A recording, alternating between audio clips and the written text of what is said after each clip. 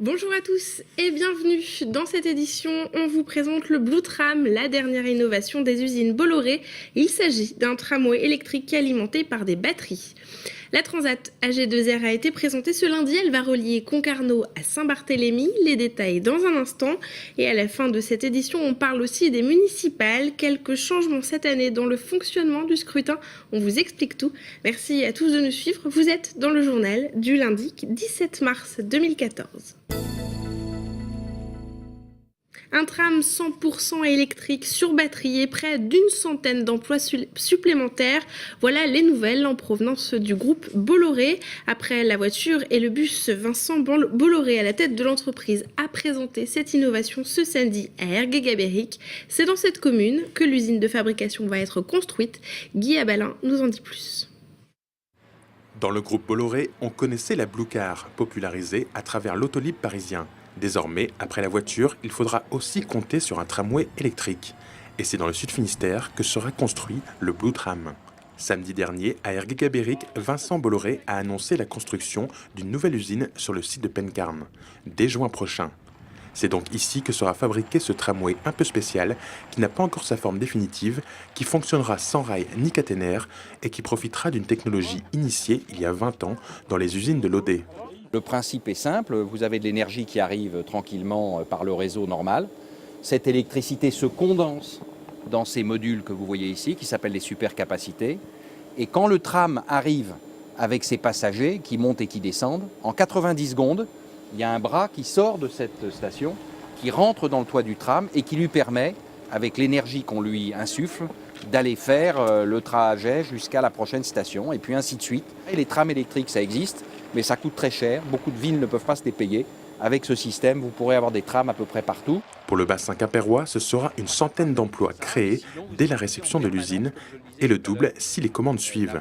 Une nouvelle bonne nouvelle après la création de l'unité de fabrication de batteries sur ce même site en novembre dernier, avec déjà 300 emplois à la clé. Et quand on regarde qu'avec la lorgnette de la crise, évidemment, on peut dire que c'est inespéré. Mais si on regarde de manière plus ouverte, avec le formidable chef d'entreprise, le formidable industriel qu'est Vincent Bolloré, on trouve, et pour ceux qui y croient et optimistes, que cette nouvelle est évidemment une bonne nouvelle, mais c'est aussi quelque chose de réaliste.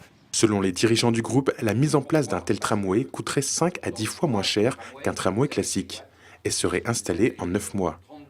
Singapour, Bordeaux ou l'île Maurice ont déjà fait part de leur très fort intérêt.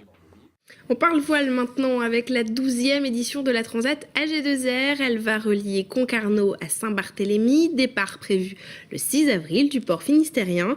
Et à cette occasion, de nombreuses animations et fêtes sont prévues pendant 10 jours. Un programme dévoilé ce lundi et présenté par Frédéric Lorenz.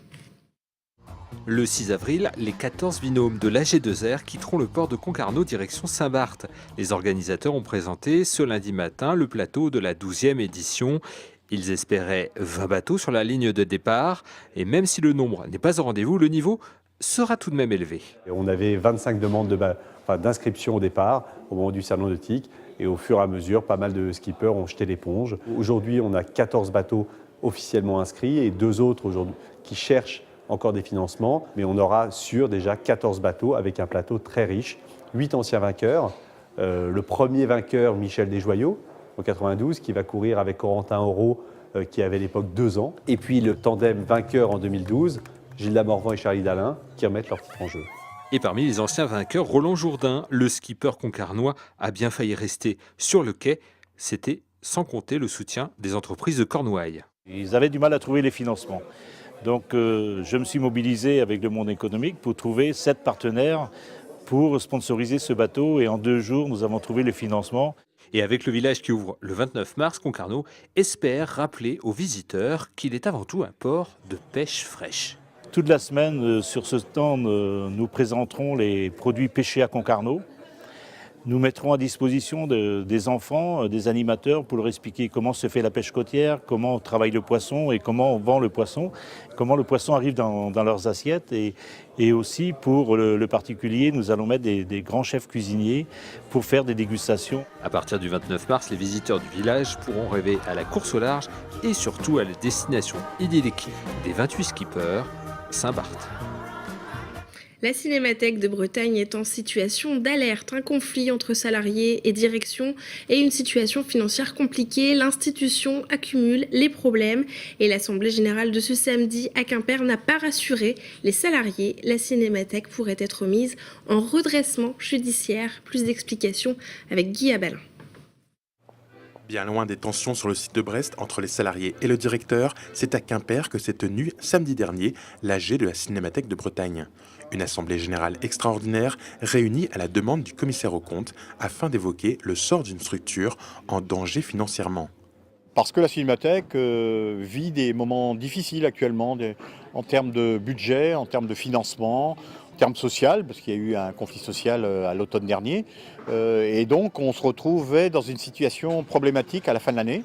Et notre commissaire aux comptes avait mis la Cinémathèque en alerte, donc qui est le degré, disons, d'alerte qui est avant le redressement judiciaire. Depuis, le commissaire aux comptes, face à l'assurance qu'un financeur allait revoir à la hausse son engagement, a retiré son alerte. Mais la situation reste préoccupante. Surtout dans une structure qui emploie 11 personnes. Et 11 personnes, ça fait des frais fixes importants. Nos demandes, entre guillemets, justifiées d'augmenter les subventions de fonctionnement à nos partenaires financiers n'ont pas été forcément suivies les années passées. En clair, les subventions n'ont pas évolué depuis 2009 et la Cinémathèque accuserait pour l'exercice 2013 un déficit de plusieurs milliers d'euros. Afin de maintenir ses missions de conservation et de collecte du patrimoine cinématographique breton, la Cinémathèque va aller taper à la porte de ses différents partenaires. La prochaine assemblée générale de l'association, avec l'arrêté des comptes pour 2013, devrait se tenir en juin. Dimanche 23 mars, rendez-vous aux urnes pour le premier tour des élections municipales. Alors cette année, les règles du scrutin ont un peu évolué et ne sont pas les mêmes si vous habitez dans une commune de plus de 1000 habitants ou une commune de moins de 1000 habitants. Pour être sûr de bien comprendre, voici un récapitulatif.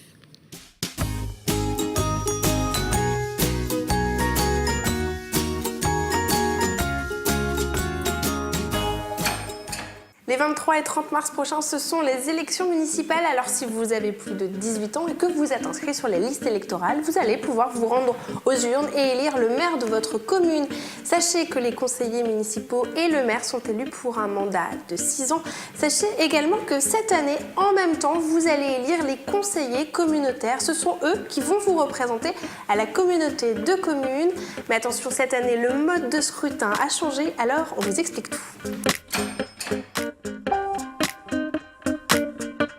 Si vous habitez dans une commune de moins de 1000 habitants, le vote est un scrutin majoritaire plurinominal à 2 tours. On décrypte. Sur le bulletin de vote, vous pouvez supprimer, panacher ou ajouter des noms.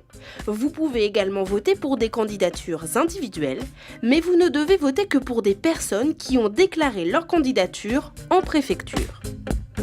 Pour faire partie du conseil municipal, un candidat doit obtenir la majorité absolue et au moins le quart des suffrages des électeurs inscrits. Si tous les sièges ne sont pas pourvus au premier tour, un second tour s'impose et c'est celui qui a obtenu le plus grand nombre de voix qui obtient sa place au conseil municipal. En cas d'égalité, le plus âgé l'emporte. Les conseillers communautaires seront les mêmes que les conseillers municipaux élus. Deuxième cas de figure, si vous vivez dans une commune de plus de 1000 habitants. Dans cette situation, vous votez pour une liste complète, non modifiée et qui respecte la parité. Le panachage, l'ajout ou la suppression de noms ne sont pas autorisés.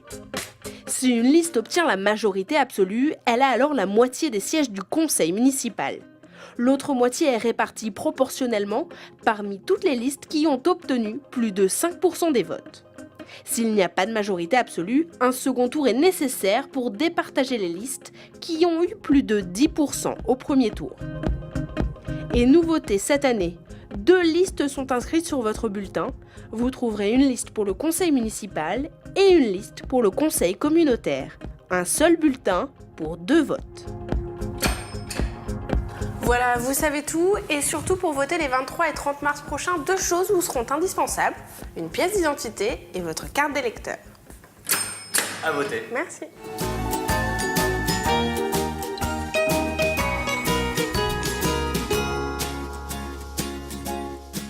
Et c'est ainsi que l'on referme cette édition. Merci à tous de nous avoir suivis. On se retrouve demain pour un nouveau point sur l'actualité locale et régionale. Excellente soirée sur TBO.